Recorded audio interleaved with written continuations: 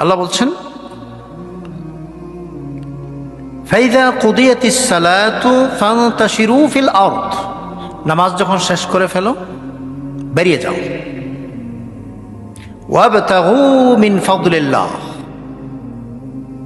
And আল্লাহর করুণা, আল্লাহর যে দয়া আছে, আল্লাহর যে রহমত, আল্লাহর যে নিয়ামত আছে, সেই নিয়ামত থেকে খুঁজো। ওয়াযকুরুল্লাহ কাসীরা, আমরা আল্লাহকে বেশি করে স্মরণ করো, লাআল্লাকুম তুফলিহুন, তোমরা সফল কাম হবে। তাহলে মানে কি? মানে হলো যে নামাজ আল্লাহর ফরজ, আল্লাহর দেয়া ফরজ, আমরা নামাজ আদায় করব। নামাজ আদায় করার পরে আমাদের জীবন চালানো, জীবনটাকে চালানো, জীবনটাকে গঠন করা, এইটা ইবাদতের বড় অংশ। আমরা এই জায়গায় ফেল করি।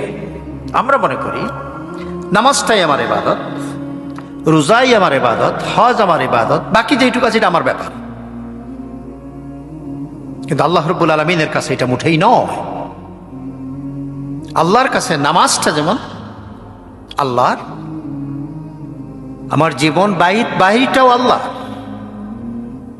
আল্লাহ রাব্বুল আলামিন বলছেন, ইন্না সলাতি ওয়া নুসুকি ওয়া মাহইয়ায়া ওয়া মামাতি লিল্লাহি রাব্বিল আলামিন। আল্লাহ নবীকে আল্লাহ বলো, আমার নামাজ, আমার স্যাক্রিফাইস, আমি দুনিয়ায় যত স্যাক্রিফাইস করি স্যাক্রিফাইস, এবং আমার জীবন, জীবন মানে কি? আমার জীবন সবকিছু, এবং আমার মৌত, সবকিছু কার জন্য? আল্লাহর জন্য। তাহলে আমার জীবনে আসেই তো কয়টা? ইবাদত করি, আল্লাহর পথে স্যাক্রিফাইস করি, আর আমার দৈনন্দিন কাজ কাম করি, আর তো মরার সময় এলে তো মরবই, মৌত। তো সবকিছু তো আল্লাহর জন্য, বাকি রইল কোনটা? কিছু তো বাকি রইল না, আল্লাহর জন্য সবকিছু। এই জন্য আল্লাহ রাব্বুল আলামিন এটা পছন্দ করেন বান্দার কাছ থেকে।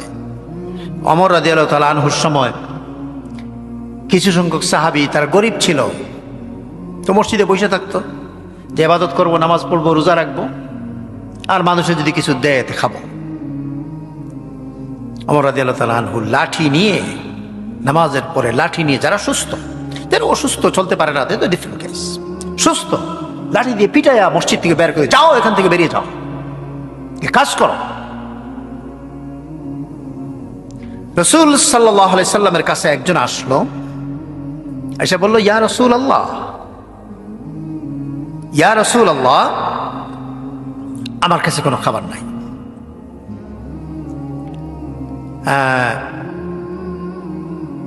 খুব মারাত্মক অভাবের মধ্যে আছি, ইয়া রাসূলুল্লাহ।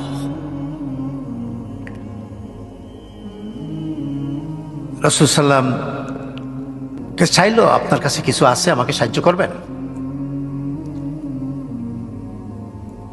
তখন রাসূল সাল্লাম তাকে 2টা দিরহাম দিলেন। খুব মনোযোগ দিয়ে শুনতে হবে। 2টা দিরহাম দিলেন, দিয়ে বললেন যাও, দিয়ে বললেন যাও, এই 2টা দিরহামের একটা দিরহাম দিয়ে তুমি কিছু খাবার কিনো, তুমি কিছু খাবার কিনো, আর আরেকটা দিরহাম দিয়ে তুমি একটা কোড়াল কিনো। কোড়াল তো বলে, হ্যাঁ কোড়াল, কোড়াল কিনো, আর এইটা দিয়ে তুমি জঙ্গল থেকে কাঠ কেটে এনে বাজারে বিক্রি করো।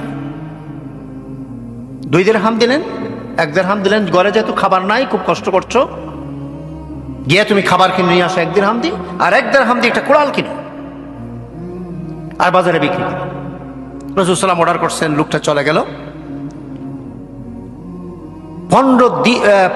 15 দিন পর্যন্ত তার কোনো খবর নাই। 15 দিন পরে সে আসলো, এসে বলল, ইয়া রাসূলুল্লাহ, বারাকাল্লাহু ফীমা আমারতানি বিহি, আল্লাহ বরকত দিয়েছেন, আপনি আমাকে যা অর্ডার দিয়েছিলেন। কি হয়েছে? আমি বাইরে গেছি, আর আমি 10 দিরহাম অর্জন করছি।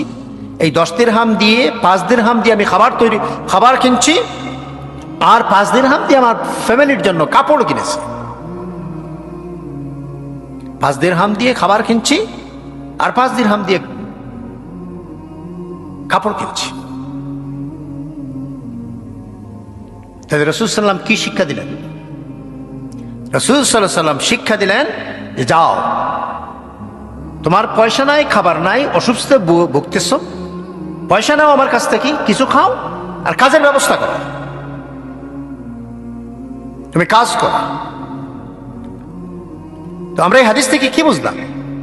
যে রাসূল সাল্লামের কাছে একজনে গিয়ে ভিক্ষা চাইল, রাসূল সাল্লাম ভিক্ষা দিলেন না, বরং তার কাজের ব্যবস্থা করে দিলেন, কাজের ব্যবস্থা করে দিলেন।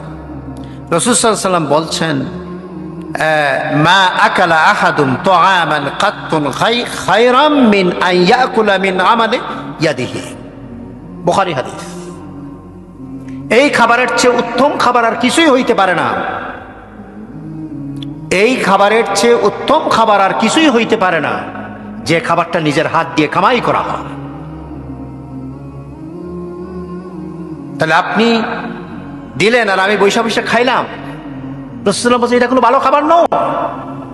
ভালো খাবার হইল এটা আমার নিজের হাতে কামাই করে যে কাজ করলাম। আল কাসিবু হাবিবুল্লাহ, যে নিজে কামাই করে সে আল্লাহর বন্ধু।